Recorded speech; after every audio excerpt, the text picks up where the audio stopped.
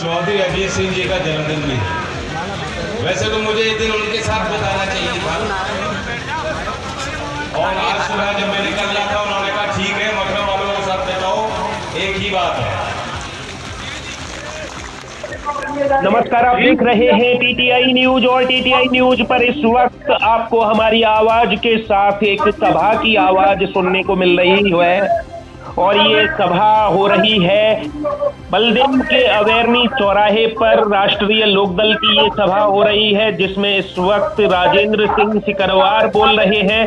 और अधिक जानकारी के लिए इस सभा की हमसे जुड़े हुए हैं गौरव तोमर सभा स्थल से। जी गौरव जी, आपसे अगर हम जानकारी लेना चाहें तो आप क्या बताना चाहेंगे आज की इस सभा के बारे में? क्या उद्देश्य है? और बड़ा ही विहंगम दृश्य है यहाँ पर। आज बलदेव के अवेरनी चौराहे पर भारी सैलाब उमड़ा है। ये किस लिए सैलाब इकट्ठा किया गया है यहाँ पर आज किसान पंचायत के रूप में? यहाँ पर किसान पंचायत चल रही है, इसमें आज बतौर मुख्यमंत्री राष्ट्रीय लोकदल के राष्ट्रीय अध्यक्ष जयंत चौधरी पधारे हैं। ये किसान आप देख रहे हैं जो पिछले 2.5 महीने से जो दिल्ली में धरने चल रहे हैं, उसी के लिए किसान पंचायत बुलाई गई है। जो उनकी वजह से कृषि कानून को वापस नहीं लिया जा रहा, सुनवाई नहीं हो रही है, उसी के लिए आज किसान पंचायत साहब ने यहाँ बलदेव में अवेरनी चौराहे पर बुलाई है, क्योंकि आज से मथुरा में 18 तक चलेंगी जी, जो आज से लगातार मथुरा में अन्य विधानसभाओं में चलती रहेंगी। अच्छा, ये किसान पंचायतें? जी जी खत्री जी। और सभी में जयंत चौधरी रहेंगे? हाँ, सभी में जयंत चौधरी जी मौजूद रहेंगे। और लगातार मथुरा में ही रहेंगे अभी जयंत चौधरी? हाँ जी, लगातार मथुरा में रहेंगे। कल फतेहपुर सीकरी जाएंगे, उसके बाद गोवर्धन करेंगे, साराबाद करेंगे, माठ करेंगे, कोसी कला करेंगे, हर जगह जाएंगे, हर विधानसभा में। तो ये जन जागरूकता उत्पन्न कर रहे हैं, किसानों को जागरूक करने का प्रयास कर रहे हैं जयंत चौधरी जी। बिल्कुल, किसानों को जागरूक किया जा रहा है पंचायतों, महापंचायतों के माध्यम से। और ये भी माना जाए कि चुनावी तैयारियां भी कर रहे हैं जयंत चौधरी अपने संसदीय पुराने क्षेत्र में आकर। नहीं, अभी ऐसा कुछ नहीं। अभी मात्र एक किसानों के ऊपर जो अत्याचार हो रहा है उसके पक्ष में, उसके लिए महापंचायत का आयोजन हो रहा है। इससे कोई चुनावी लेना देना नहीं है। चुनाव का कोई लेना देना नहीं है? कोई चुनाव का लेना देना नहीं है जी। तो ये रहे गौरव तोमर, और गौरव तोमर हमारे साथ फोन लाइन पर रहे जिन्होंने बलदेव के अवेरनी चौराहे पर आज हो रही राष्ट्रीय लोकदल की किसान पंचायत की जानकारी दी, जिसमें राष्ट्रीय लोकदल के राष्ट्रीय उपाध्यक्ष जयंत चौधरी, जो मथुरा के पूर्व सांसद भी हैं, वे मुख्य अतिथि के रूप में आए हैं। और आपने बताया है कि 18 तारीख तक इसी प्रकार की पंचायतों का आयोजन मथुरा जनपद के विभिन्न क्षेत्रों में होगा। और इस मध्य जयंत चौधरी कल फतेहपुर सीकरी आगरा भी जाएंगे। और ये कहा है आपने कि ये जो पंचायतें हो रही हैं ये किसानों को जागरूक करने के लिए हो रही हैं। जो कृषि कानून लाए गए हैं उनको लेकर, उनके विरोध में जो आंदोलन चल रहा है पिछले 2.5 माह से, उस आंदोलन से जोड़ने के लिए किसानों को ये महापंचायतें आयोजित की जा रही हैं। अब देखना होगा कि इन महापंचायतों का और क्या परिणाम सामने आता है। और ये मौका मिला पंजाब के उन किसानों ने, हरियाणा के उन किसानों ने बहुत हिम्मत का परिचय दिया हुआ है। उत्तर प्रदेश का किसान भी देख रहा था। मीडिया वाले कहते हैं भाई यूपी में क्यों नहीं हो रहा? यूपी में भी किसान वही है। वे किसान भी जो है देखता है यहाँ हमारे यहाँ मंडी व्यवस्था है नहीं, मंडियों का निर्माण सरकारों ने किया नहीं है, सरकार खरीदती नहीं, क्रय केंद्र बनाती नहीं। हाउस में, सदन में प्रधानमंत्री कह रहे हैं चिंता की कोई बात नहीं, एमएसपी था, एमएसपी है और एमएसपी रहेगा। लेकिन सवाल तो ये बनता है ना, एमएसपी मिल किसको रहा है? एमएसपी तो कागज पे था और कागज पे ही है, और तुम्हें सुधार करना था तो उस पर अमल करके उसे बनाते कोई व्यवस्था उसके लिए, वो आपने किया नहीं। आप किसी फसल को उठा लो, धान की फसल, सरकारी रेट क्या है? 1868 रुपये है। भाव क्या मिला है? 1100। बाजरे का MSP है 2150 रुपया है। क्या भाव मिला था? सोयाबीन का देख लो 3880 रुपये सरकार का रेट है और 3000 से ऊपर मैं जानता हूं, जानकार बताते हैं इससे ऊपर भाव नहीं मिला। सरसों ले लो, गेहूं ले लो, आप किसी फसल को ले लो, सरकार का दावा कुछ और है, हकीकत कुछ और। अब कुछ लोग कहेंगे साहब मोदी जी के इर्द गिर्द जो लोग हैं वो दरबारी लोग हैं, उन्होंने गलत सलाह दे दी। ऐसा नहीं है, ये गलत फहमी मत पालना। इस सरकार में कोई सलाह देने वाला नहीं है, इन्हें कोई सलाह नहीं दे सकता। इनके लोग जिनकी जड़ें हैं गांव में, आज वो गांव में नहीं जा पा रहे और ना ऊपर बता पा रहे, चुप्पी है बिल्कुल। यहां ताला लगा दिया मुंह पे, भगा दियो। मैं भगाने की बात नहीं कर रहा, मैं उनको बैठाओ, प्यार से बैठाओ। माइक की आवाज नहीं आ रही।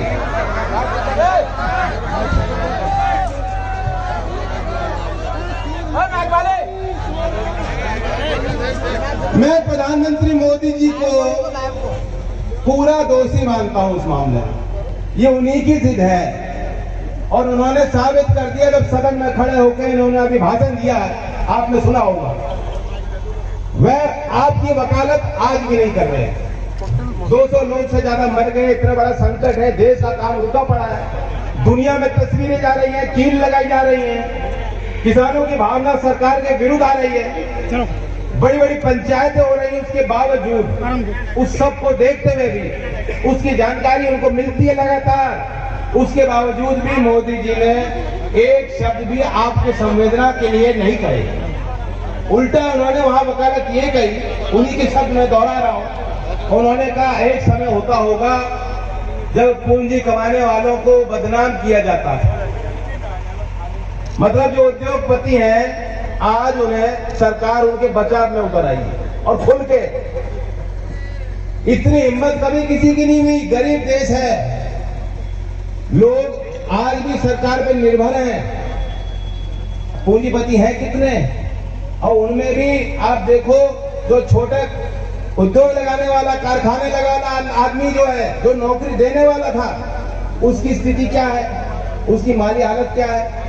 वित्तीय संकट में है, उसे लोन नहीं मिलता, उसका कारोबार नहीं बढ़ रहा, छोटे व्यापारी बिल्कुल तंग हैं, उनका तरक्की का काम नहीं हुआ उनके लिए एक भी पिछले 7 साल में। आप वकालत सिर्फ 2-4% लोगों के लिए कर रहे हो। और अदानी, एक उदाहरण आपको देता हूं, इन लोगों की कितनी तरक्की हुई है। पिछले 4-5 साल में 250-300% का इजाफा इनके संपत्तियों में हुआ है, इनके मुनाफे में हुआ है। 2013 में अदानी पूरे देश में 44 परियोजनाओं पे था, 2013 में 44, 2018 में वो 92 हो गया, डबल हो गया 4 साल के अंदर। और उसके बाद 2017 में सरकारी ठेके भी जब निकलते हैं, सारा जो है उन्हीं को मिल रहा है माल। 125 गैस परियोजनाओं के टेंडर हुए थे 2017 में, 25 अकेला अदानी जीत गया। 126 में, माफ करें, 25 अदानी को मिला गैस प्रोजेक्ट। फिर 6 एयरपोर्ट की नीलामी हुई, जिसमें चौधरी चरण सिंह जी के नाम पे लखनऊ हमने कराया था, वह एयरपोर्ट भी उसमें शामिल था। 6 के 6 अदानी को दे दिए। इन लोगों को सरकार के संरक्षण की जरूरत नहीं है, ये तो इतने बड़े हो गए। इन्हें लोन नहीं मिलना चाहिए, इनकी वित्तीय हालत अच्छी नहीं, बैंक इन्हीं को लोन देता है। और किसान की क्या हालत है? अभी मैं अखबार में पढ़ रहा था, बाराबंकी का, हमारे उत्तर प्रदेश का एक किसान, 80,000 का लोन था, बैंक वालों ने उसे बुला के जो बदतमीजी की, उसकी मृत्यु हो गई, निधन हो गया। घर वाले आरोप लगा रहे हैं कि इन्होंने प्रताड़ित किया, उस कारण से वो जान गंवाई है किसान। आगरा के नवलगढ़ के किसान है, वो अपने खेत में गया, 28 साल का दीपक नाम का किसान खेत पे गया, उसने देखा पूरी फसल जो चौपट हो गई क्योंकि ये हमारा पशु घुसा है, वही खेत में आत्महत्या कर ली। ये हालत है किसानी की। और प्रधानमंत्री वकालत कर रहे कि पूंजीपति को अपमानित मत करो, पंजाब में टावर मत तोड़ो, पंजाब में टावर किसी संपत्ति का नुकसान होता है, हम भी ये कह रहे हैं, कोई किसान संगठन नहीं चाहता किसी का नुकसान। लेकिन उससे बड़ा नुकसान आज किसान के साथ हो रहा है। आपने छला है किसान को, झूठ बोले हैं आप किसान को। आज आपकी बात किसान मान नहीं सकता जब आप कहते हैं एमएसपी रहेगा। कहने से नहीं होता, फरमान से देश नहीं चलता है, कानून बनना चाहिए। किसान यही मांग कर रहे हैं, कानून बनाओ। और मैं याद दिलाना चाहता हूं, जब मोदी जी मुख्यमंत्री थे बड़े अच्छे लगते हैं। गुजरात मॉडल की चर्चा करके आए थे, किसी को पता नहीं था क्या था गुजरात मॉडल। मैं तो कहता हूं, दिल से कह रहा हूं, बहुत अच्छे मुख्यमंत्री थे, प्रधानमंत्री अच्छे नहीं है। जब वे मुख्यमंत्री थे 2011 में मनमोहन सिंह जी ने विशेष समिति बनवाई उनकी राय लेने की। आज ऐसा होता है क्या? आज वह जब प्रधानमंत्री क्या विपक्ष के नेताओं की राय ले रहे हैं वो? हमारे यहाँ यूपी में भी परंपरा होती थी, मुख्यमंत्री को हर सदन के सत्र में विपक्षी नेताओं को बुलाकर चाय पीनी चाहिए, भोजन खाना चाहिए, उनके साथ पूछना चाहिए तुम्हारे कार्यकर्ताओं की क्या बात है, सरकार आपकी भी है। वे सारी परंपरा खत्म हो गई, अब तो दुश्मनी है, लाइन खींच दी। भाजपा वाले ऐसा दिखाते हैं कि भाजपा का जो विरोधी है वे राष्ट्र विरोधी हो गया। मोदी का कोई आलोचना करेगा तो वे देश विरोधी हो गया, वे नक्सलवादी हो गया, वे उग्रवादी हो गया। ये गालियां खानी पड़ी। तमिलनाडु के और महाराष्ट्र के मुख्यमंत्री सदस्य थे और इनकी अध्यक्षता में थी नरेंद्र मोदी जी अध्यक्ष थे। 2010 में गठित की कमेटी 2 मार्च 2011 को मोदी जी की फोटो आप ढूंढ लेंगे, उन्होंने खुद ट्वीट किया, नौजवानों प्रधानमंत्री मनमोहन सिंह जी के साथ हुआ है। और उन्होंने अपने प्रतिवेदन उनको दिया और मांग करी थी उस समय जब वो मुख्यमंत्री थे कि एमएसपी का हक अगर व्यापार चाहे निजी क्षेत्र में हो चाहे सरकार खरीदे, वह हक किसानों का होना चाहिए, किसानों के साथ अनदेखी नहीं होनी चाहिए और जो सरकारी रेट है वह किसानों को मिलना चाहिए, उसके लिए कानून बनना चाहिए। ये खुद प्रस्ताव मोदी जी ने किया। आज इनकी भाषा बदल गई। अब जब गद्दी में आपने बैठाया तो बात भूल गए।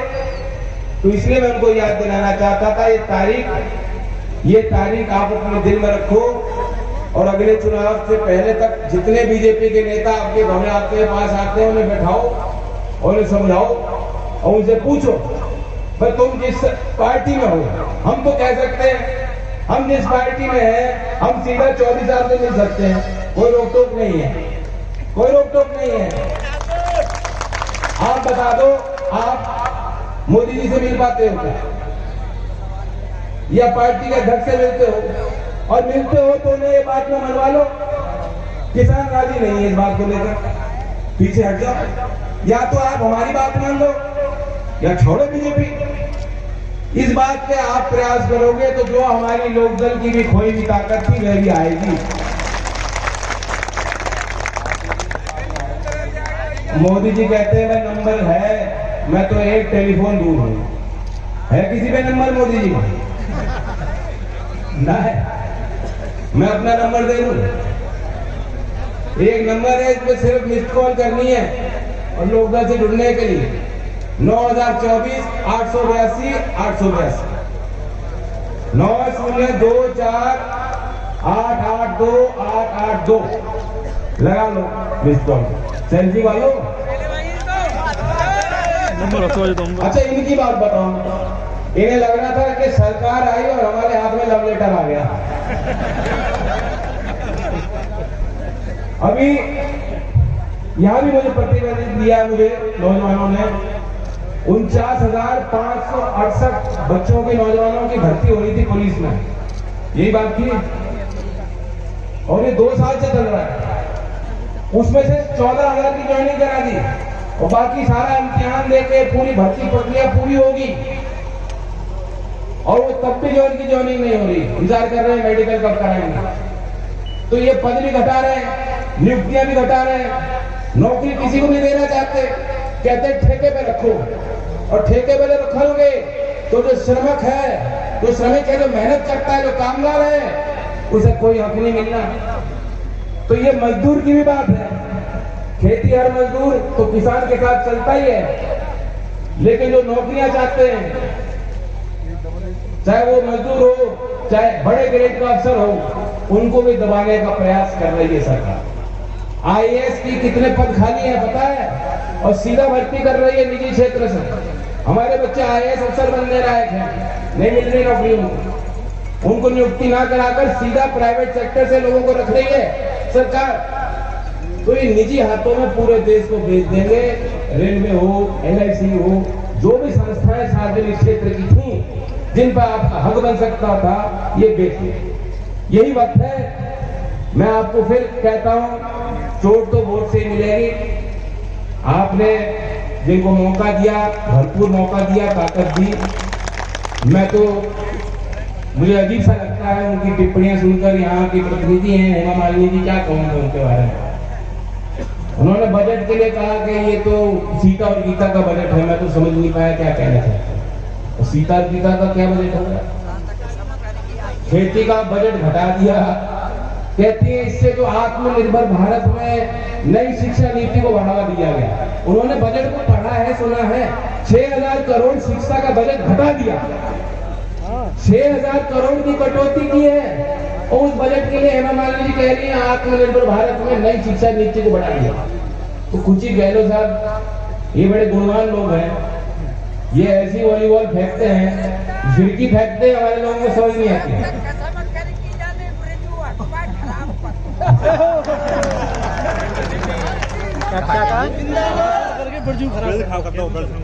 नहीं, ब्रिज खराब नहीं हो सकता था।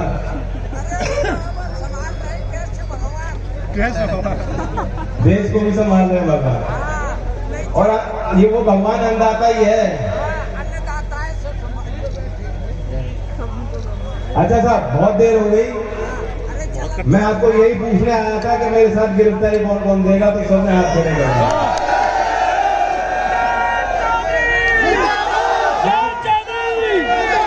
आज रात को योगी जी को नींद नहीं आएगी। धन्यवाद। राम राम साहब, आज आपको तो मालूम है चौधरी अजीत सिंह जी का जन्मदिन है। वैसे तो मुझे एक दिन उनके साथ बिताना चाहिए था, और आज सुना जब मैं निकल रहा था उन्होंने कहा ठीक है मथुरा वालों के साथ बिताओ, एक ही बात है।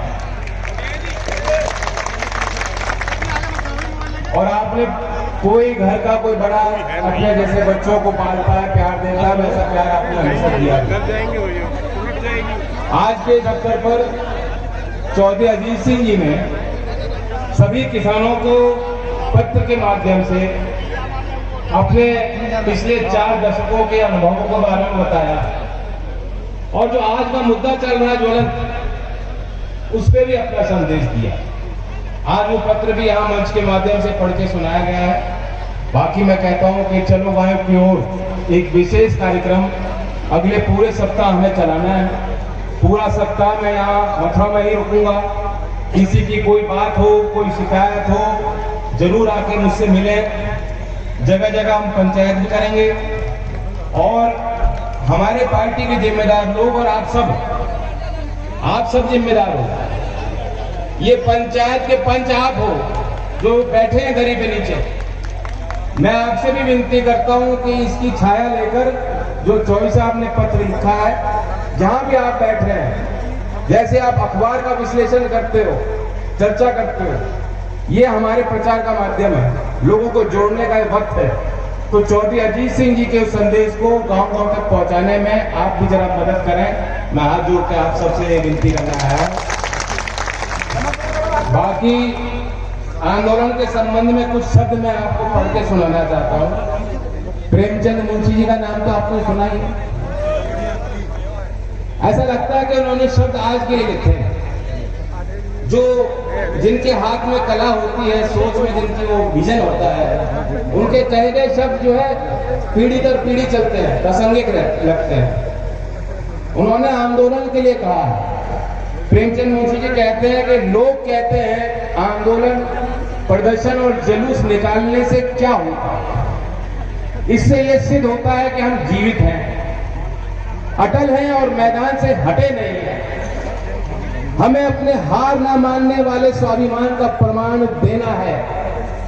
हमें ये दिखाना है कि हम गोलियों और अत्याचारों से भयभीत होकर अपने लक्ष्य से हटने वाले नहीं, और हम उस व्यवस्था का अंत करके रहेंगे जिसका आधार स्वार्थीपन और खून पर। बताओ साहब, आज का लग रहा है ना बिल्कुल आज के लिए लिखा हो। हम सब आंदोलन जीवी हैं, आंदोलन से देश बढ़ता है आगे। आंदोलन जब रचे जाते हैं तो जनभावना पर आधारित होते हैं, वरना वो आंदोलन सफल नहीं होते। और जिस तरह के प्रयास आज हो रहे हैं,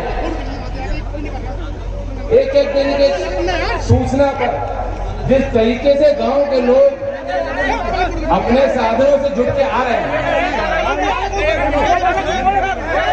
केस लगाएंगे आप हम पे। अलीगढ़ में पंचायत करते हैं तो हम पे केस ठोकोगे और 5000 किसानों को आप कहोगे कि जेल में डाल लो बाबा जी। मैं तो कहता हूं कब डालोगे जेल में? मुखरा के लोग भी साथ चलेंगे जेल।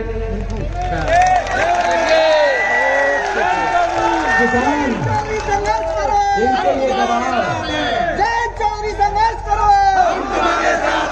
इनके ये दबाव, इनके ये पैसे औरों पे कामयाब हो सकते हैं, यहाँ भी कामयाब होने के। हमें तो तुम जितना दबाओगे हम उतने मजबूत होते हैं। 2 लाठी और मारो, हम और मजबूत होंगे, दूसरी ताकत से आएंगे। ये मनोवैज्ञानिक स्थिति किसान की है। वह हारा हुआ है, कमजोर है, गरीब है, सब कुछ है। लेकिन अगर मान सम्मान की बात आ जाएगी, अगर चौधराहट की बात आएगी, पगड़ी पे आना चाहेगी, तो वह किसान रुकता नहीं।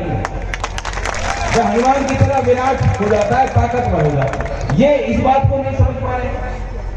मैं तो चौधरी चरण सिंह जी ने किताब लिखी थी, 78 में प्रकाशित हुई थी। पुराने लोग यहाँ विद्वान भी हैं, पढ़ी भी होगी उन्होंने। India's economic policy Gandhian blueprint के नाम से वो किताब। मैं तो प्रधानमंत्री को भेंट करना चाहता हूं कि एक बार किताब पढ़ लो। आप अज्ञानी हो, आप इस देश के गांव की क्या आवश्यकता है, किसान क्या चाहता है, नहीं समझ पा रहे। आप सोच रहे हो कि 2000 की किस्त में खरीद लोगे।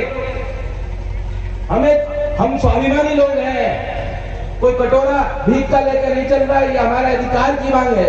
हम तो इतना कह रहे हैं कि हमारी उपज सही है तो दाम सही मिलना चाहिए, हमारी मेहनत सही है तो उसका इनाम हमें मिलना चाहिए। और उनको भी मिलता है और उनको सरकार दिलाती है। लेकिन जब किसान मंडी में जाता है, सब काम उसका चौपट हो जाता है।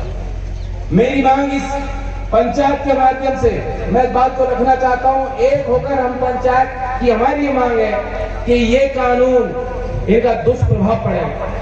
आप ठंडे दिमाग से सोचिए, एक बड़ा पूंजीपति है, आपने उसको छूट दे दी कि तू भंडार कर ले, तू कितना ही खरीद ले, कितना ही रख ले, खरीदेगा भी वही, भंडार भी वही करेगा।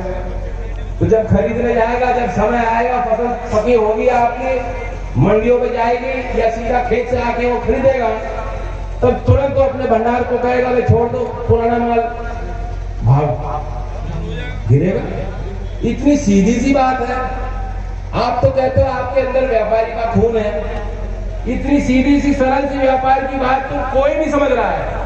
किसान भी इस बात को समझ रहे हैं, इसलिए किसान कह रहे हैं ऐसा मत करो, ग्राहक का भी नुकसान होगा, महंगाई भी बढ़ेगी और किसान को भाव भी नहीं मिलना। एक सिस्टम चल रहा है, उसको चौपट कर दो सुधार के नाम। ये सुधार नहीं हुआ। मोदी जी के शैक्षिक क्वालिफिकेशन पर लोग सवाल करते हैं, साहब डिग्री नहीं है, डिग्री दिखा दो। लोगों ने सवाल पूछे थे, मैं उस पर टिप्पणी नहीं करना चाहता। मैं तो कहता हूँ बहुत बड़े डॉक्टर हैं मोदी जी, लेकिन डॉक्टर वो वाले जैसे कंपाउंडर बैठता है ना, खुद लिख लेता है डॉक्टर, जो क्वैक जिसे कहते हैं। आप जाओगे, खरोच लग रही, कहीं पाँव तो काटना पड़ेगा साहब।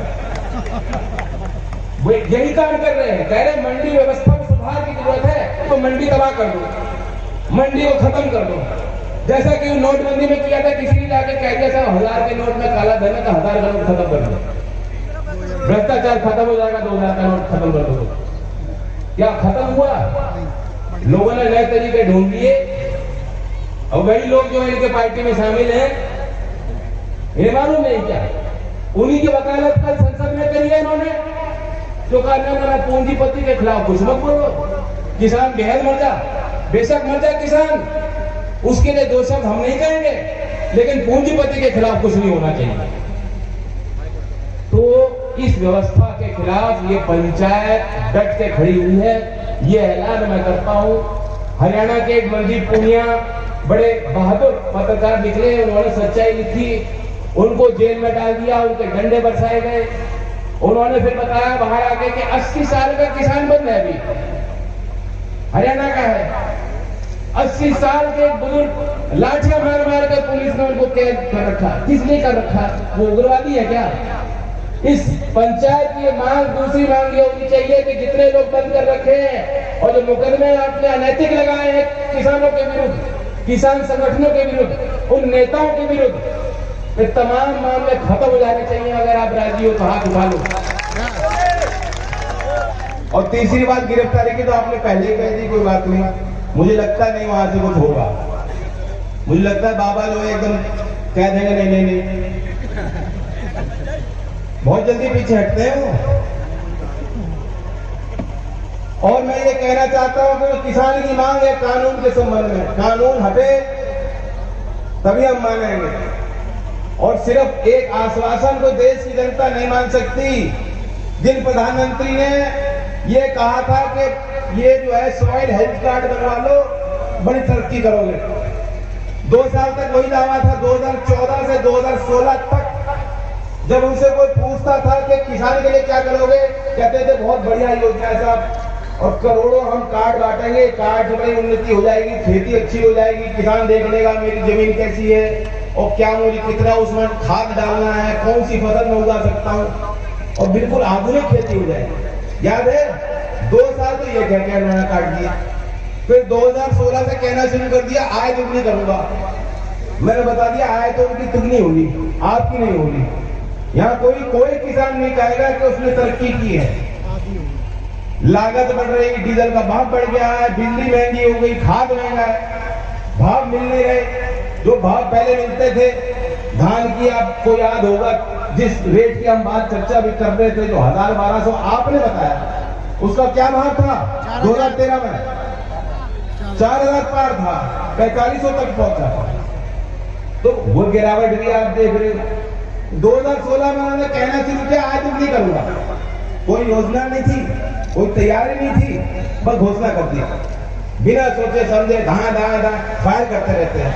वो फायर करती, हवा में गोली मार दी, दाग दी, और नतीजा क्या निकला है? 2018 में जाके जो उन्होंने कमेटी बनाई थी, 2018 में वो कमेटी ने अपना प्रस्ताव दिया कि आय दुगनी ऐसे करेंगे। तब वो कहते रहे 2022 तक हो जाएगी, अब कह रहे 2024 तक होगी। कुछ नहीं है, बार बार झूठ बोले हैं आप प्रधानमंत्री किसानों को। अब किसान आपकी बात नहीं मानेंगे। आप कह रहे हो एमएसपी रहेगी, मंडी रहेगी, नहीं, ये कानून वापस लो और एमएसपी का कानूनी हक प्रत्येक किसान को दिलाओ, तब देश का किसान मानेगा कि हाँ आपने खेती और किसानी को समझा।